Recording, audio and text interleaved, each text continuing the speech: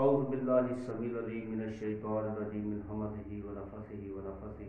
السلام علیکم ورحمۃ اللہ وبرکاتہ۔ بسم اللہ الرحمن الرحیم۔ ربی اشرح لی صدری ویسر لی امری واحلل عقدۃ من لسانی یفقہوا قولی۔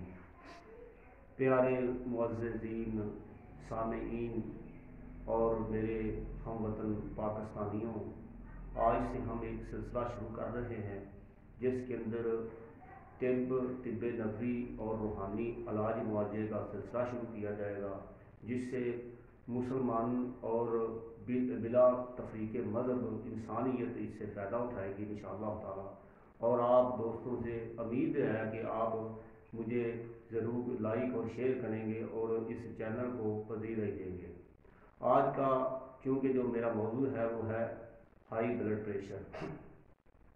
بڑھتی ہوئی مہنگائی اور اس میں بستی ہوئی ہمارے غریب عوام جو ہے وہ آج اس مسئلے کے اندر بڑی ہی پریشان ہے اور طرح طرح کے علاج معالجوں سے یہ تنگ آ چکے ہیں۔ لیکن یہ جو ہائی بلڈ پریشر ہے یہ ایک اسباب ہے، بلکہ ایک کنجی ہے جو آگے دیگر امراض کا پیش خیمہ بھی بنتا ہے۔ لہذا اپنے موضوع کو کلوز کرتے ہوئے اور وقت موضوع کو بالکل شارٹ کٹ کرتے ہوئے اس کا آسان فہم طریقہ علاج بتاتا ہوں تاکہ افراد کو سمجھنے میں مدد مل جائے۔ ظاہری بات ہے کہ آج سائنس کی دنیا انسانی بلڈ کے اوپر چل رہی ہے۔ کسی کا بلڈ گروپ اے پازیٹیو ہے اور کسی کا اے نیگیٹو ہے، اور کسی کا اے بی نیگیٹو ہے، اور کسی کا بی پازیٹیو ہے اور بی نیگیٹو ہے، اسی طرح او کے اندر بھی ہے۔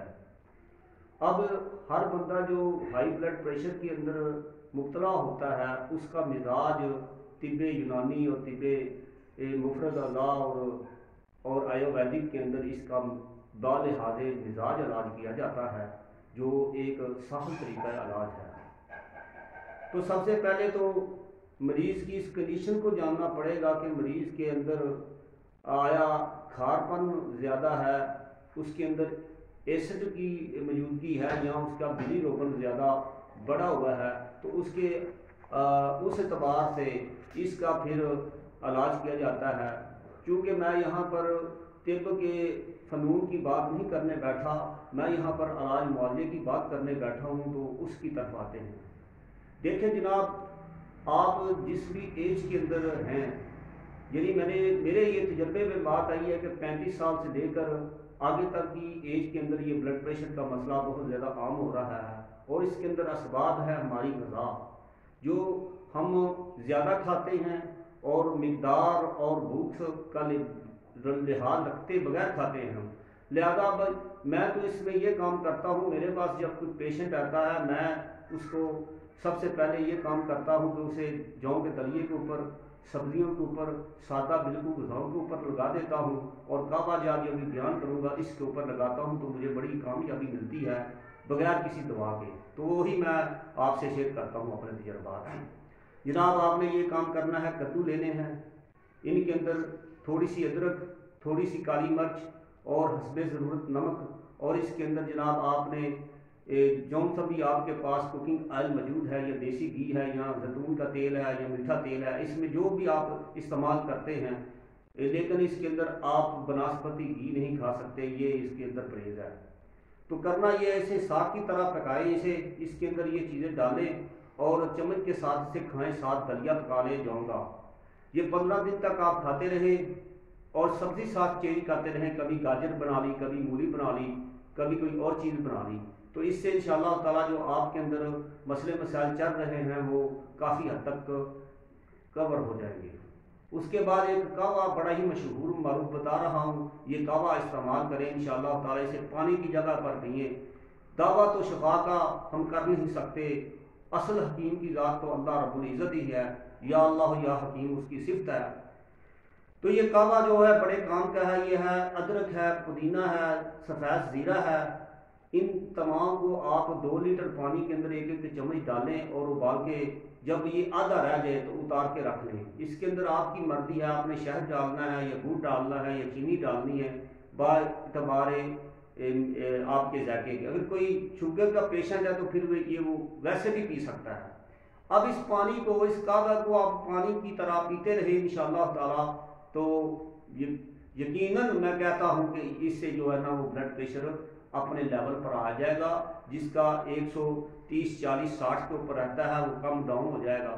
لیکن اس اتنے عرصے کے دوران آپ نے کرنا یہ ہے کہ بڑا گوشت نہیں کھانا، اس کے علاوہ اور وائی بادی والی اشیاء آپ نے بالکل نہیں کھانی، صرف اسی غذا کے اوپر آپ نے رہنا ہے. ہاں اگر آپ کو نکاحت اور کمزوری محسوس ہو تو انڈا وغیرہ کھا سکتے ہیں، مچھلی تھوڑی سی کھا سکتے ہیں، یا پھر اس سبزی کے اندر آپ تھوڑا سا میٹ مٹن ڈال کے اس کی یخنی وغیرہ پی سکتے ہیں، بس اس پر رہنا ہے. اب جوسز کے اوپر آ جاتا ہے. آج کل گاجر اللہ کی بہت بڑی نعمت ہے، یہ آپ وافر مقدار میں پنجاب میں پائی جاتی ہے اور سستی ہے جناب. اس کی آپ گولے بنا کے دودھ کے اندر کھا سکتے ہیں صبح نہار منہ. آپ اس کا جناب جوس بنا کے پئیں، یہ بڑا ہی مفید ہے. بلکہ ایک نقصہ اور ادھر احباب کی گزارش کرتا ہوں کہ آپ اس کا جوس نکالیں، اس کو کن چھان کے صاف کریں، بیج میں اس کے سونف ڈال دیں، وہ پھول جائے گی، پھر تھوڑا سا اور ڈال دیں. اس کو بعد کسی برتن میں ڈال کے چھاؤں میں خشک کر لیں اور اس کو پیس کر کے اگر شوگر والا پیشنٹ ہے تو ویسے لے لے، اگر نہیں ہے تو اس میں شکر یا چینی ملا کے کھائے تو انشاءاللہ تعالیٰ فائدہ ہوتا ہے. اب آتے ہیں کہ اس سے امراض قلب بھی ہوتے ہیں، امراض جگر بھی ہوتا ہے اور امراض دماغ بھی ہوتا ہے. اللہ اس آفت سے ہر ایک کو محفوظ رکھے. اور یہ جو دوائی کھلاتا رہتا ہے ساری زندگی، اس کو کھانا پڑتا ہے، یہ ایک کنسپٹ غلط ہے. آپ اللہ کا نام لے کے یہ شروع کریں. اب آپ آتے ہیں روحانی علاج معالجے کی طرف. آپ اپنا صبح و شام اپنا نماز آپ پڑھتے ہوں گے، 5 وقت کے پکے نمازی بنیں، استغفار کریں، اور اس کے ساتھ ساتھ ایک کو آپ کو مجرب اور مجرب نسخہ بتاتا ہوں، وہ کریں تو انشاءاللہ تعالیٰ فائدہ ہوگا. کرنا یہ ہے کہ آپ نے بعد درود شریف درود ابراہیم کے بعد آپ نے بسم اللہ کے ساتھ ایسا ایسا ٹھہر ٹھہر کے قبلہ رخ ہو کے ایک جگہ کو متعین کر کے ہر نماز کے بعد آپ نے 15 دفعہ سورۃ فاتحہ پڑھنا ہے. اور اس دوران صرف یہ کام کرنا ہے کہ نہ آپ نے فون سننا ہے، نہ کسی سے کلام کرنی ہے، صرف مگن ہو کے یکجو ہو کے آپ نے 15 دفعہ پڑھ کے اپنے اوپر پھونکنا ہے اور پانی دم کر کے پینا ہے. یہ انشاءاللہ تعالیٰ کافی شافی اس کا علاج ہے. باقی اس کا جب پارٹ 2 آئے گا، جب آپ کے کمنٹ سے ادھر آئیں گے اور اس کے اندر جو سوال جواب ہوگا ہائی بلڈ پریشر کی وجہ سے، تو وہ انشاءاللہ تعالیٰ نیکسٹ پارٹس کے اندر میں بیان کروں گا. جزاک اللہ خیر. احسن جزاک دنیا والآخرہ. السلام علیکم.